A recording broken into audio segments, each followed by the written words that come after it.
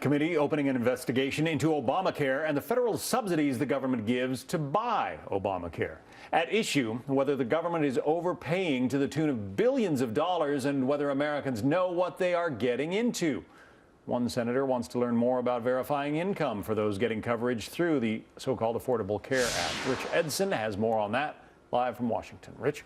Hey, good afternoon, John. And the top Senate investigative panel is examining Obamacare tax credits, whether the right people are getting the right amounts, and if the system is too confusing to navigate. H&R Block reports 2/3 of its customers with Obamacare must repay at least some of their health care subsidies at the end of the year, a cost on average of more than $700 per recipient.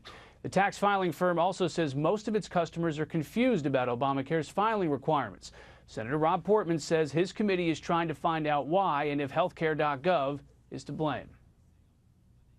People who are applying for these subsidies, who are being, told that you just have to go through this process, everything's going to be okay, are being surprised. Again, about 5 million Americans finding, wait a minute, what happened to my refund, or why am I getting a bill from the IRS? This is not consistent with what I thought.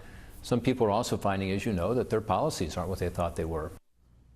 Portman is also investigating whether healthcare.gov is adequately verifying applicants' income. Last year, 2 independent investigations claimed the Obamacare system failed to do so. An HHS official is pushing back on that, saying in one of those inquiries, undercover investigators were prevented from fraudulently obtaining Obamacare credits. The official adds, quote, "The marketplace has significantly progressed, both from a tech side and a consumer education side, including strengthening our verification processes.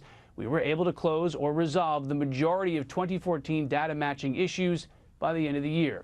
Portman announced the investigation in a letter to HHA Secretary Sylvia Matthews Burwell. His office sent the administration this morning. Back to you. All right. Rich Edson joining us from Washington. Thank you, Rich.